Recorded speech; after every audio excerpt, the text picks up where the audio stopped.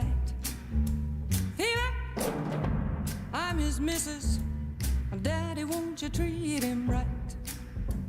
Now you've listened to my story. Here's the point that I have made. Chicks were born to give you fever, be it Fahrenheit or centigrade, to give you fever.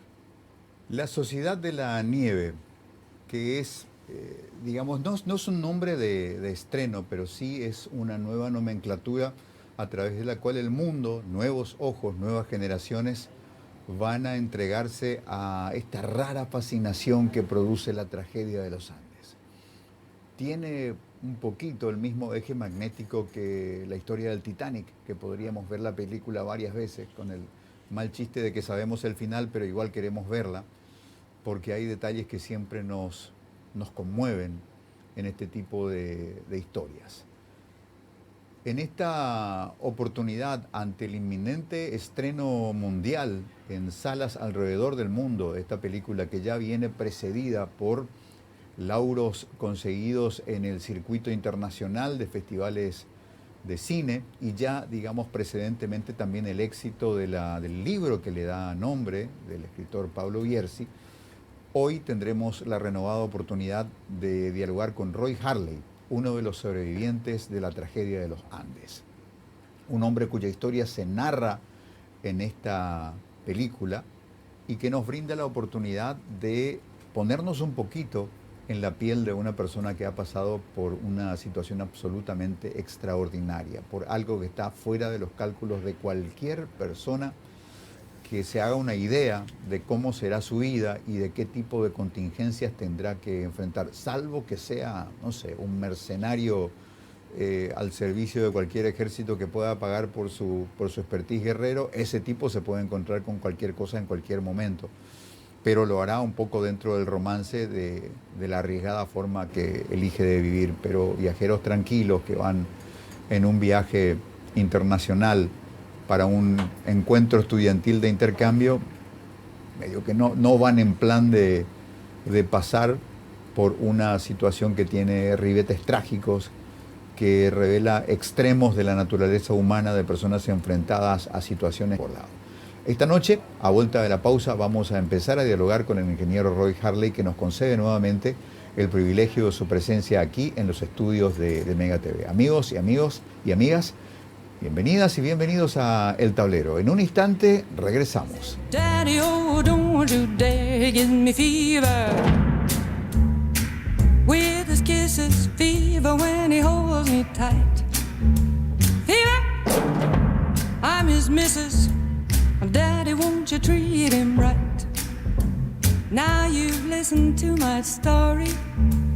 Here's the point that I have made. Chicks were born to give you fever, be it Fahrenheit or centigrade, to give you fever. When you kiss them, fever, if you live, you learn. Fever, you know I'm gonna treat you right. You give me fever. When you kiss me, fever, when you hold me tight. Fever, in the morning, fever all through the night. Everybody's got the fever. That is something you all know. Llega el momento de ponerse el protector solar y hay consumidores de todo tipo. Dermagloss te ofrece una familia de productos adaptados a cada gusto y necesidad. Cremas, emulsiones y spray. Factores de protección para bebés, niños y adultos y productos post-solares. Sea cual sea tu elección, Dermagloss tiene una línea completa con variadas opciones. Elegí el que más adecua a tus necesidades y protege tu piel para que siempre se vea linda y sana. Dermagloss, una familia de productos para que tomes lo mejor del sol. Bueno, un buen consejo dérmico y un buen consejo económico en esta semana de diciembre, que tenés platita en el bolsillo. Calma, calma, calma. O si no, Dermagloss va a tener que inventar una pomada para el seco de bolsillo. Cuidado con los gastos de diciembre, cuando creemos que lo podemos todo. Bueno, amigos, quiero pasar un poquito a lo que dice acá la computadora, solo para leer el contenido, Marcelo, no necesariamente para compartirlo con la audiencia.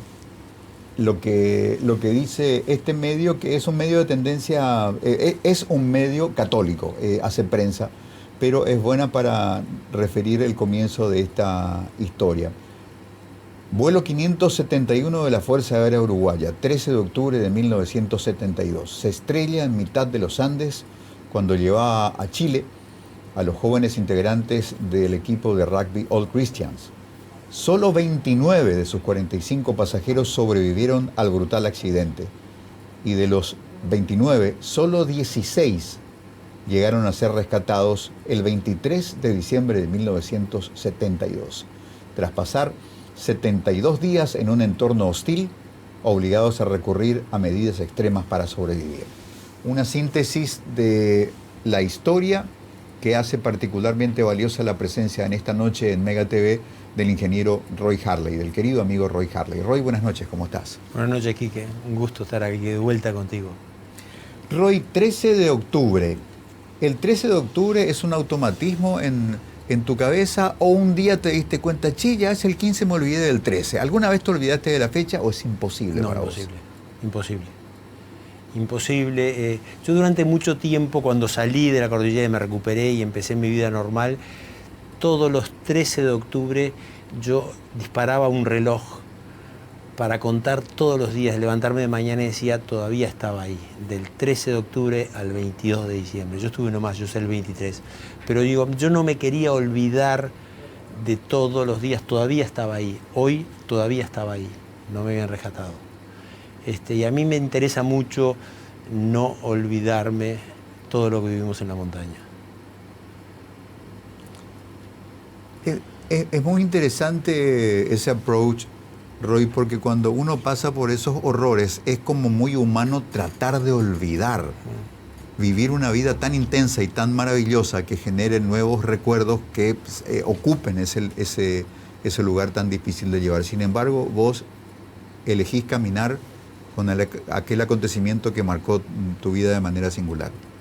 Sí, lo que pasa que es una historia maravillosa, impresionante la que vivimos y que yo tuve la suerte de vivirla y poder estar vivo para contarla y compartirla con ustedes acá, ¿entendés? Entonces, muchos de los chicos que vivieron, que sufrieron, que pasaron todo lo que nosotros pasamos, pero no tuvieron el premio final que nosotros tuvimos, que fue la vida, poder vivir. Entonces, yo me considero un afortunado de la vida que viví esa historia con mis amigos, en esa sociedad de la nieve, y hoy estoy acá disfrutando la vida con amigos, con gente que me quiere, con la familia que tenemos, con mi señora, y me considero un afortunado porque tuve la oportunidad, ya te digo, te repito, de vivir esa historia única.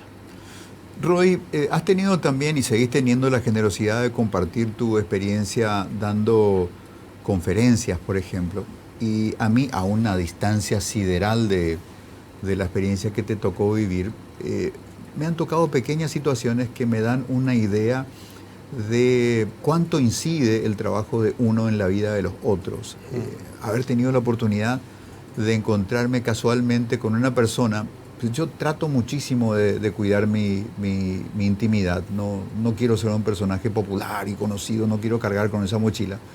Y cuando la gente me reconoce por el sonido de la voz, por ejemplo, ¿verdad? Hablo, por favor, quiero 2 empanadas. Vos sos Quique.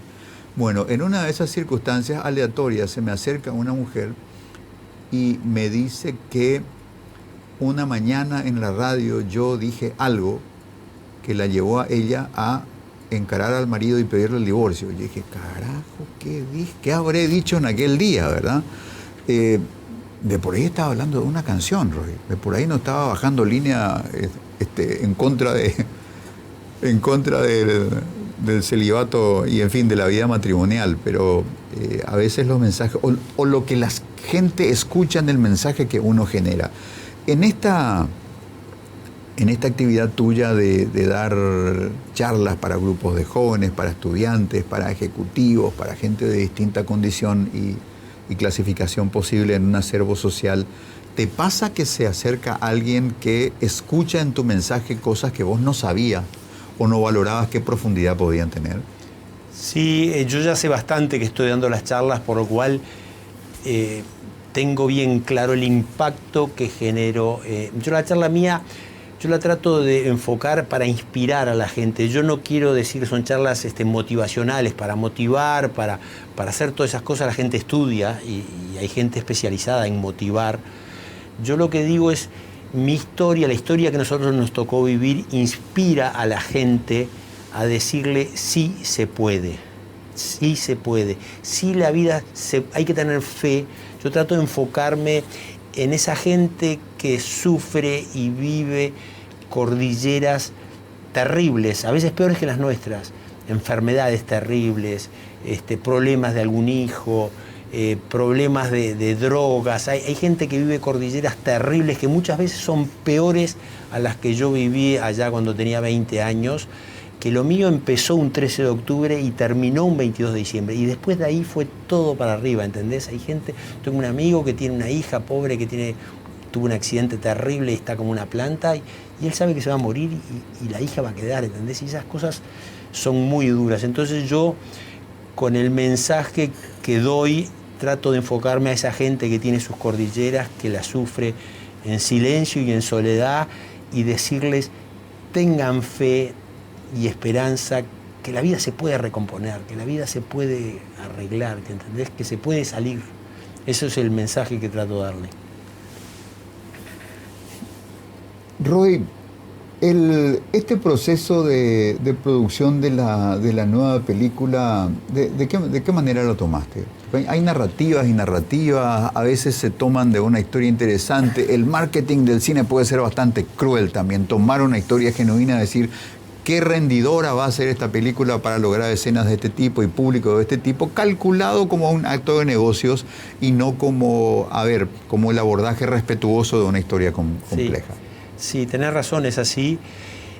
Yo más bien he sido siempre medio reacio a todo este tipo de cosas, pero cuando se empezó a hablar de esta producción y fuimos conociendo al director de la obra, fuimos agarrando confianza en él y nos fuimos dando cuenta que era una persona seria y que quería hacer algo bien hecho, algo además, Bayona es un tipo que es increíblemente meticuloso y detallista, y tú hablabas con él además lo compró la idea de una forma terrible. Él tuvo contacto con la historia nuestra cuando él estaba filmando Lo Imposible, la película aquella de la ola del tsunami.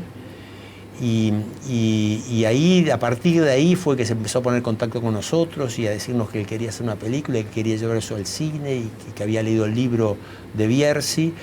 Y tú lo veías que el tipo estaba realmente comprometido con la historia, que quería hacer algo en serio, algo bien hecho, muy detallista. Nos reunía y nos preguntaba y realmente a mí me fue cambiando un poco la idea que yo tenía al principio, medio reacio, de decir otra vez más, otra película más. Y realmente es una película fabulosa. Roy, cuando muchas personas que pasan por experiencias traumáticas después tienen un cambio de mirada y se ubican en un espacio de una espiritualidad muy fuerte, casi en un renacer espiritual, o personas que administran el duelo de haber pasado por lo que pasaron, agregando un componente religioso que es como un contenedor muy, muy importante. En tu caso particular, lo religioso, lo espiritual, ¿qué lugar ocupaba? Y viajaba con un equipo que se llamaba All Christians. Sí, veníamos de un colegio católico, cristiano. La vida vas pasando. Ojo, yo venía de una familia católica, mis padres, mi familia, y en la cordillera era el único cabo que nos sostenía en la vida, era Dios. Nosotros rezábamos todas las noches antes de irnos a dormir el rosario con muchísima devoción. Era increíble porque era el último tiro, la última bala que teníamos para salir de ese infierno. Y bueno, después salís y la vida te va llevando, el trabajo, la agitación, las cosas. Yo me sigo considerando católico, cristiano, pero bueno, no practico, no soy devoto como alguien pensaría que después de vivir todo eso uno estaría apegado a la religión. La vida te lleva, yo agradezco a Dios, que creo que hizo mucho para salvarnos, también la suerte hizo mucho, y bueno, no sé si te contesté un poco tu pregunta. Roy, en el transcurso tan difícil de esos 72 días, de la propia tragedia de un avión que se cae, te regalo esa experiencia hasta ahí y punto.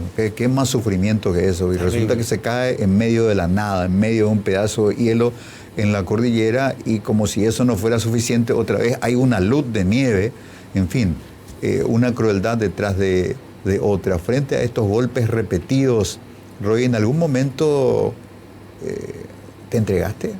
Que pase lo que pase, que venga la muerte, la acepto.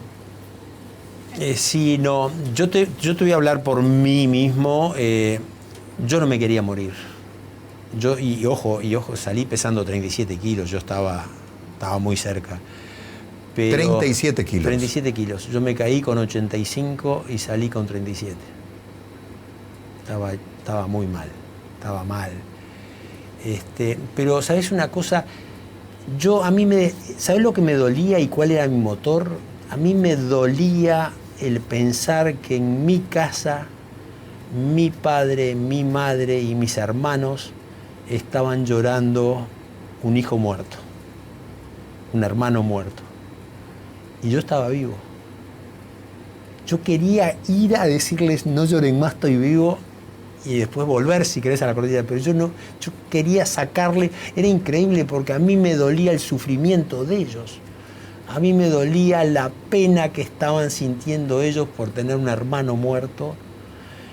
Y a mí eso me desesperaba, te juro que me desesperaba. Yo tenía que volver a casa a decirle, no lloren más, yo estoy vivo. Ese era mi motor.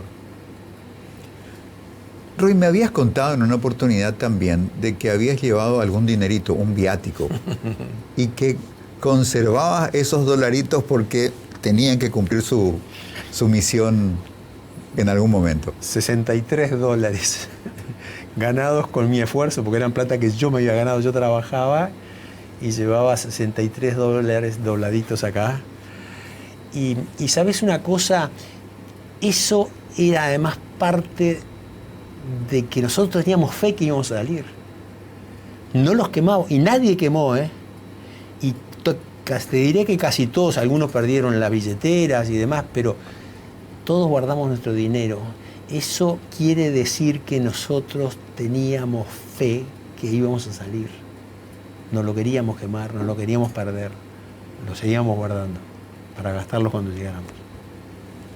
El interreño entre la salida de tus compañeros que terminan encontrando al campesino chileno allá en las alturas, ¿fue de cuántos días? 10 días. 10 días. 10 días, desde que salieron hasta que escuchamos la noticia nosotros. Parrado y Canesa. Parrado y Canesa. Salieron 3, Parrado, Canesa y Vicentín, y cuando hicieron la primer montaña, que ellos tuvieron que cruzar las altas cumbres que separa Argentina de Chile. Nosotros estamos en Argentina.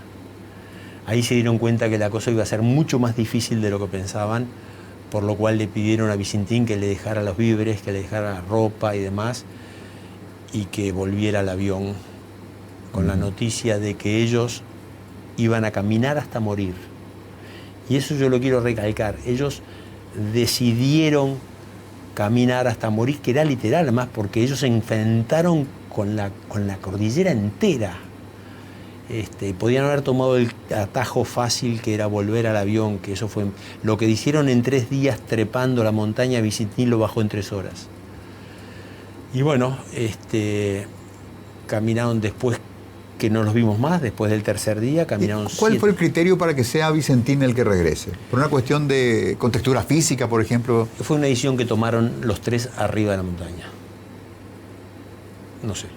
Eso es una decisión que la tomaron ellos. El equipo que salía a la expedición eran de los 3 y habrá sido, no sé, decidieron, discutieron, no sé cómo fue que tomaron la decisión, pero es una decisión que la tomaron ellos allá arriba. Es más, se quedaron un día sin caminar arriba. Roberto Canessa le dijo a Vicentín y a Parrado que su padre siempre decía que después del mediodía no se podían tomar decisiones importantes, por lo cual se quedaron un día arriba. El clima estaba bien, estaba bueno, no había viento, no había tormenta, y se quedaron una noche a dormir en el pico antes de decidir qué hacían, si volvían al avión o salían para adelante. 10 días en el limbo, de no saber qué pasaría, Sí. de no saber si perdieron a 2 más. La verdad que sí, que fue esos 7 días, porque durante 3 días los veíamos los puntitos y después desaparecieron, vuelve Vicentín y nosotros tuvimos que pasar 7 días. Ya al 6 días de haber salido empezamos a escuchar la radio, aquella radio Spica que yo había arreglado, que habíamos dejado de usarla porque no se hablaba de nosotros, y empezamos a escuchar la radio nuevamente. Tampoco se hablaba de nosotros, iban pasando los días, el día 6, el día 7, el día 8, el día 9 y el día 10, temprano en la mañana. Nosotros habíamos aprendido que cuanto más temprano prendíamos la radio, mejor teníamos recepción. Escuchamos barriendo el dial de la radio, esa Spica que aparece ahí en la película, escuchamos dos palabras, 2 nombres que para nosotros era la diferencia entre la vida y la muerte. Esos nombres eran los nombres de Parrado y Canessa. Con solo hecho de escuchar Parrado y Canessa en la radio, sabíamos que eran ellos y que habían llegado. ¿Y el regreso de Parrado y Canessa ya es por aire o ya los ven en Santiago? ¿Cómo fue? ¿Cómo el regreso, perdón? Eh, Ellos llegan, hacen el contacto con el arriero. Sí, sí. El arriero los lleva a su puesto, a su ranchito que tenía en la precordillera chilena. Ajá. Les da de comer unos panes y unos quesos y se va a caballo, 60 kilómetros a caballo, a un puesto de gendarmería a avisar que se había encontrado con 2 personas que decían ser sobrevivientes del avión uruguayo después de 72 días. Y por suerte el arriero era un tipo conocido en la zona, era un tipo conocido en la gendarmería, y sabían que no era un borracho o un mentiroso y le creyeron, porque era para no creerle. Claro. Si hubiera sido cualquiera, probablemente no lo hubieran creído, pero como a Sergio Catalán lo conocían en la gendarmería, dijeron: es verdad lo que nos está diciendo, y se disparó todo el sistema de rescate para todo el resto. Vuelvo a esto. Parrado y Canessa, ¿cuándo lo vuelven a ver? ¿Dónde los vuelven a ver? A Canessa, a Parrados, cuando aparecen los helicópteros que van al puesto del arriero, los helicópteros le dicen a Parrado, porque le empezaron a preguntar por dónde están, por dónde caminaron, ustedes de dónde vienen. Y más o menos les trataban de explicar, y como a Parrado más lo vieron bien, lo vieron fuerte, lo vieron sano, le dijeron: tú te venís con nosotros y nos guías. Increíble, lo de Nando es una cosa que es de no creer. Yo más de una vez le pregunté: ¿cómo hiciste para subirte en el helicóptero? Y me dijo: yo no subí, me subieron. Y él guía los helicópteros, izquierda, derecha, para arriba, atrás de estas montañas, los va guiando. Llega un momento que los helicópteros llegan al techo de vuelo que tienen ese tipo de helicópteros, y el capitán que iba dirigiendo el rescate le dice: no puede ser. Le dice: atrás de estas montañas. Dice: no puede ser. Primero no puede ser, dice, porque yo ya estamos a las 4.500 metros y estamos volando en el techo del helicóptero. Y segundo, que yo estoy en una nave de la Fuerza Aérea Chilena Y ya es territorio... y yo no puedo ingresar sin autorización. Y Parrado ahí se puso como loco, y tanto como loco se puso que el capitán fue buscando un pase, encontró un pase por la montaña, entró en territorio argentino, y a nosotros nos llega del lado argentino. Los helicópteros entraron volando al valle desde Argentina. y ahí venía Nando de copiloto. De copiloto no, venía en el helicóptero. No quiero imaginar lo que habrá sido ese momento. Impresionante. Impresionante porque además, impresionante por ver los helicópteros, por sentirte que te salvaste, pero impresionante porque después de 72 días de único ruido que sentíamos era el viento y los pasos nuestros al caminar en la nieve, en esa especie de anfiteatro que estábamos metidos, un cañón redondo, aparecieron volando los helicópteros. No sabes lo que era el ruido, sentir esos bichos dando el viento. Una locura, una locura. Reír, llorar, gritar, todo junto. Llorar, gritar, fue una locura, y de repente vimos un helicóptero que aterrizó y yo salí caminando para el helicóptero, yo estaba muy débil, y de repente se fue el ese, y veo que aterrizó otro allá, porque no podían aterrizar los dos a la vez, y me voy hacia el otro, y cuando estaba llegando, y de vuelta el silencio. Y se fueron. Y ahí empezás a mirar, y nos quedamos 7, y aparecen unas caras nuevas. Nos impresionaba ver la cara, el cutis venían 2 del equipo SAR, Search and Rescue, es un equipo de rescate de la montaña de los chilenos, y uno de la Fuerza Aérea. 3 personas. Tiraron 3 bolsas con comida, tiraron carpas y bajaron. Y la alegría para nosotros, pero para ellos el shock que tuvieron cuando empezaron a caminar alrededor del avión y a ver todo lo que veían. No lo podían creer. No lo podían creer. Y el estado nuestro, las caras nuestras, la mugre que teníamos, el olor que teníamos era terrible. Y los tipos nos miraban con mucho miedo. Con mucho miedo. Y ¿Por qué, Roy? ¿Por qué miedo? Y porque vieron todo lo que había alrededor del avión. Nosotros no éramos muy prolijos con el manejo de los cuerpos para cortar la comida. Se encontraron con un escenario muy duro. Creo que no iban preparados para eso. Y el olor que teníamos, nosotros teníamos ganas de abrazarlos, de que nos hablaran. Queríamos escuchar la voz de ellos. Medios. Y bueno, saca una radio y se pone a tratar de hacer contacto con los helicópteros, y en un momento dice ya no van a volver porque a esta hora ya del día los helicópteros no vuelan en la cordillera, por lo cual vamos a tener que pasar la noche. Y cuando quisimos acordar, vimos que estaban armando unas carpas al costado del avión. ¿Qué están haciendo? Se fueron 7 compañeros, vengan al avión con nosotros. No querían. No querían, no, nosotros vamos a dormir en la carpa, pero vengan al avión. Nos empezamos a sentir ofendidos en un momento. Pasamos 72 días, hay lugar para ustedes acá, van a estar cómodos. No querían, hasta que uno de ellos al final aflojó y pasó la noche con nosotros. Por supuesto que nadie durmió. Hablamos toda la noche y le comimos toda la comida que llevaban para 3 personas una semana. No quedó nada. Nada. Al final terminamos tomando mate con los chilenos.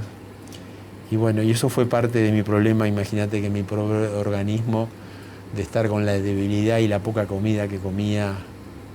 A darte un atracón en la darme noche. un atracón de carne seca, de salamines, de huevos, de chocolate, de todo. Todo junto. Todo junto. Todo junto.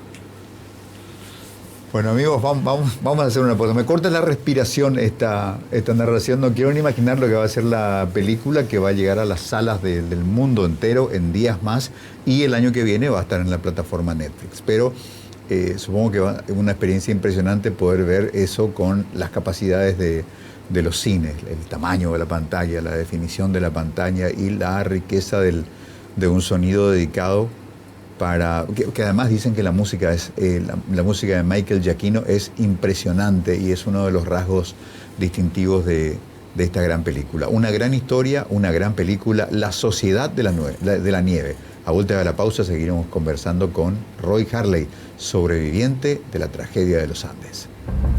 I light up when you call my name, and you know I'm gonna treat you right. You give me fever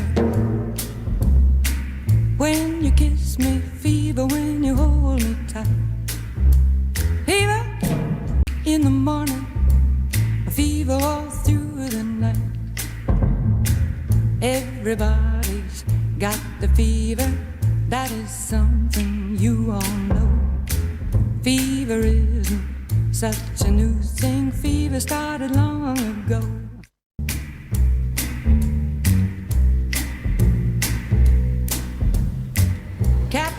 Amigos, una noticia está parando las rotativas. Si esta fuera la vida del siglo XX, se estaría rearmando la tapa de los diarios para albergar esta noticia. El Tribunal Supremo del Estado norteamericano de Colorado ha expulsado a Trump de las primarias. Consecuentemente, esto genera un efecto dominó que termina interpretándose como una inhabilitación para que Donald Trump compita como candidato presidencial para las elecciones de 2024. Una posibilidad que se manejaba, pero que recién ahora toma una forma concreta. Sin duda va a ser una noticia muy importante, con una capacidad de cambiar el mapa político norteamericano en distintos quintiles, pero habrá uno que va a seguir probablemente evolucionando. La Trump manía, lejos de amainar, se va a exasperar a un nivel increíble. Ese raro magnetismo que tiene este bizarro personaje que está buscando la reelección y que parece que con esta decisión tribunalicia enfrenta su escollo más grave, y pensar que en otros casos y en otros tribunales se juega nada menos que su libertad, con cuestiones que tienen que ver con malos manejos financieros de su fundación y algunas cuestiones que tienen que ver directamente con su gestión como presidente de los Estados Unidos. Veremos, esta noticia se va moviendo.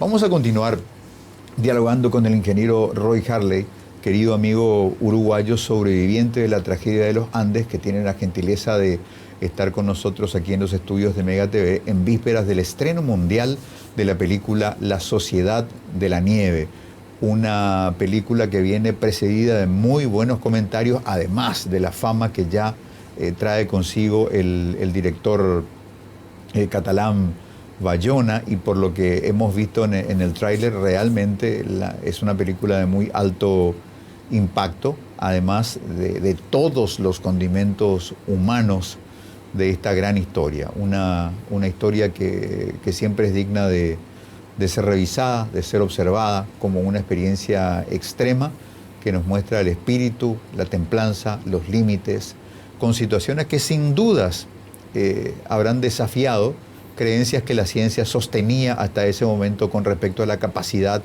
de los seres humanos de resistir una experiencia extrema como esta, Roy. Sí, sí. La capacidad del ser humano, del ser humano sano, por supuesto, pero de pelear por vivir es infinita. Es infinita. Mucha gente a veces me encuentra y me dice, no, porque si yo hubiera estado me hubiera muerto. Le digo, nunca digas eso, porque uno no sabe la capacidad que tiene hasta que te encontrás en una situación de estas. Es infinita lo que peleas por vivir. Es más, nadie daba que después de un accidente en la cordillera de 72 días perdidos, estábamos muertos. Roy, cuando se llega a esa instancia del 22 de diciembre, 23 de diciembre, rescate, y llega el momento de subir al helicóptero y dejar el lugar, ahí quedan vidas muy queridas. ¿Cómo fue ese momento de dejar el lugar? Sí, fue duro, porque ya era nuestro lugar. Habíamos generado, por supuesto que volvíamos a la vida, rescatábamos, se acababa el infierno, que era un infierno para nosotros lo que estábamos viviendo y demás, pero también por otro lado nos surgió un poquito de nostalgia, o sea, nos íbamos de ese lugar donde vivimos tantas cosas tan fuertes, donde quedaron nuestros amigos. Pero bueno, era volver a la vida, era volver a vivir de vuelta. Pero increíblemente nosotros no teníamos la menor idea de la repercusión que nuestro rescate iba a tener en el mundo. Era increíble. Nosotros estábamos preocupados, por ejemplo, algunos decían, yo perdí los documentos, ¿y ahora cómo hago para volver a Uruguay? Otro decía, yo no tengo plata, yo perdí la billetera, ¿y a dónde nos vamos a un hotel? Y no te preocupes, yo tengo un amigo en Chile que nos puede prestar dinero. Nosotros estábamos viviendo en ese mundo, en esa sociedad de la nieve, ¿entendés? Nuestras preocupaciones eran otras. Nosotros jamás pensamos que iba a haber una repercusión mundial, que todo el mundo se iba a parar, pero bueno. Me contaste que fuiste a convalecer a un hospital en Santiago, en la capital chilena. ¿Y tuviste que enfrentar la curiosidad de la prensa o hubo respeto y distancia por parte de él? No, fue una locura. Fue una locura. Yo entiendo que la prensa y el público en general no podían creer, nos querían ver, nos querían tocar, pero para nosotros eran hordas de gente que se nos venían encima con la debilidad nuestra, era terrible. Y yo en ese hospital que, como te conté, al otro día además me liberaron sin hacerme muchos estudios, análisis, nada, y yo después de todo lo que había comido en la montaña con los rescatistas y esa noche en el hospital que nos habíamos comido una torta de una pobre enfermera que le habíamos asaltado y le habíamos robado una torta que le habían regalado. 23 de diciembre, 24 de diciembre. Tenía un calor en Chile brutal. Bueno, y iba una enfermera pasando con una torta porque se la regalaban porque era Navidad. ¿Y qué pasó? Y ahí nos lo tiramos encima como animales, como monos, la tacleamos y le robamos la torta. Y terminamos sentados en el piso del hospital comiendo con la mano, que se nos caían los pedazos de torta. Era para filmarlo, eso era una cosa de... A ver, ¿cómo contextualizás eso, Roy? Es como un poquito la animalidad y el instinto de supervivencia que habían desarrollado. Sí, con unas batas blancas. Me acuerdo, yo cierro los ojos y me veo unas batas blancas que se nos veían las piernas como palitos sentados en el piso, comiendo con la mano la torta. Porque era una cosa que no lo podíamos contener, era una cosa, un instinto animal que nos salió de adentro. Y bueno, todo eso hizo que ni bien me llevaron al hospital, mi padre me pregunta dónde quieres ir, parte de los sobrevivientes están en tal hotel, partes están en el otro. Bueno, al final decidimos ir al hotel donde estaban todos, y cuando llego al hotel me ataca una horda de periodistas que estaban en la puerta del Sheraton San Cristóbal, que fue una cosa impresionante. Me metían los micrófonos en el auto, había un calor, yo ya sentía los oídos, sentía un zumbido, empiezo a ver medio mareado y la gente me preguntaba y me metían los micrófonos, yo ya entraba en el auto y yo no entendía qué querían, por qué me atacaban de esa forma, y en un momento lo manoteo a mi padre y le digo, por favor, sácame de acá. Y ahí me alzó papá, y me llevó adentro del hotel, me llevó al cuarto de ellos, y ahí me vino una diarrea impresionante y me desmayé y perdí el conocimiento. Y me desperté en una cama, papá asustadísimo, tapándome con una mano, tiritando, temblando, me dio una arritmia en el corazón, por la falta de potasio. Yo no tenía nada de potasio en la sangre, y el corazón se me había enloquecido.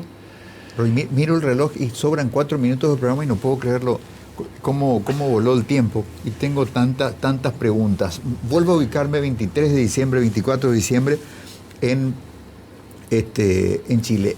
De ahí en adelante, ¿en qué momento se llega al detalle de estas personas para sobrevivir tuvieron que comer parte de los cuerpos de sus compañeros Yo fallecidos? eso no lo viví, porque de ese caso que te conté, a mí me internan en un tratamiento intensivo y estuve 15 días internado. El grupo que el día que a mí me llevan al hospital y me sacan por la puerta de atrás del hotel para que no vieran un pobre chiquilín muriéndose, por la puerta de adelante se iba todo el grupo festejando con los padres para Uruguay.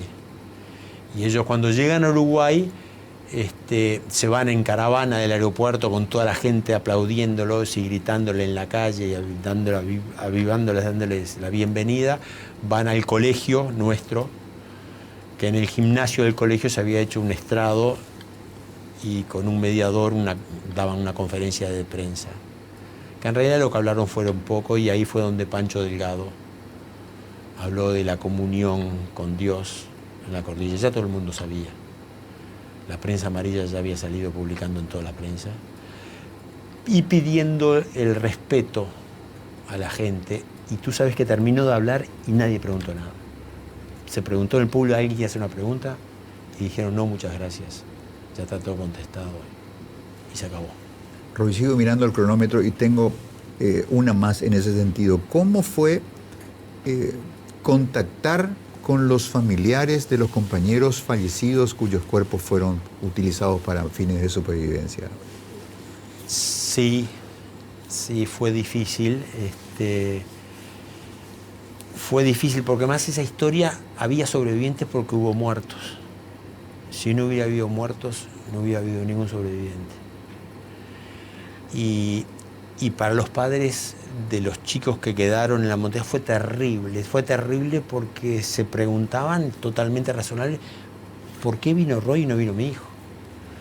Yo le cambié de lugar 5 minutos antes de la avalancha a Diego Storm, mi íntimo amigo, y a él lo tapó la nieve y yo pude salir.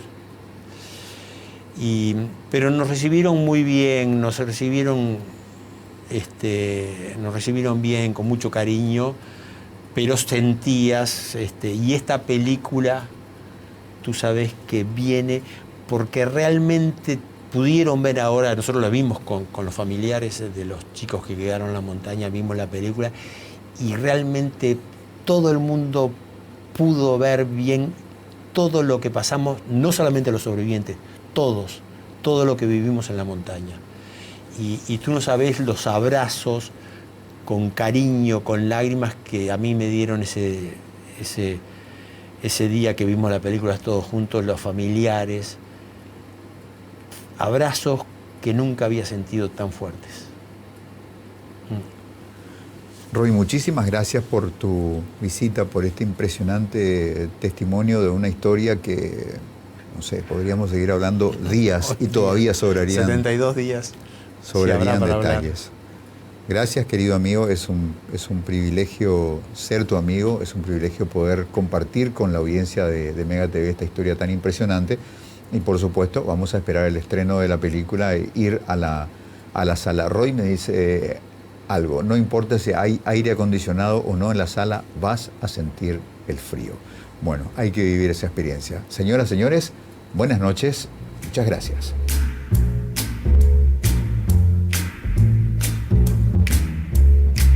Romeo loved Juliet, Juliet